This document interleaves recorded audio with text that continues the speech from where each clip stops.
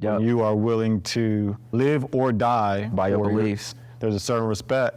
And most of the time when you recognize, oh, this person's willing to die for it, you typically don't want to trigger.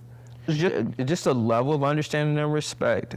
Yeah, which brings me to this question, because we mentioned the fraternities, we mentioned the street organizations, and we've mentioned politics, sports teams. I feel as though a lot of Black Americans push lines that we don't even own, and a lot of times it may not be in our best interest. So from your perspective, I know Phi Beta Sigma is a Greek organization, Yep. but as Black Americans, we're not Greek. Why do you think that we push that line? Why are Black fraternities labeled as Greek fraternities instead of Black American or even African fraternities?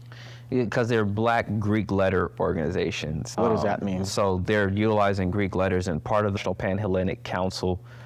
I have to do more research on that. But I know that people have an emotional connection to them because of what it's meant for them and their family. That there's community there. There's real community there, and it's community that you can engage in regardless of where you're from.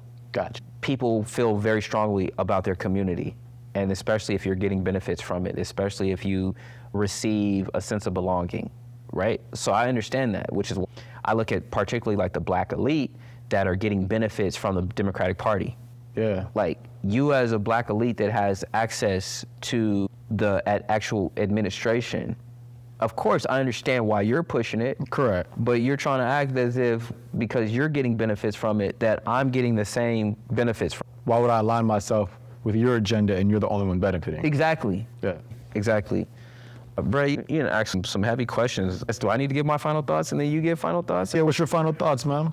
You are free enough to make your own choice, and we don't have to make the decisions that everybody else feels that we're supposed to make.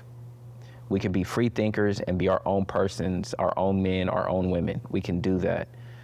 Making a case for why you're for something is much better than making a case of why you're against something. Yeah. Being against something means that you have to stand a particular position. Being for something means that you're pushing.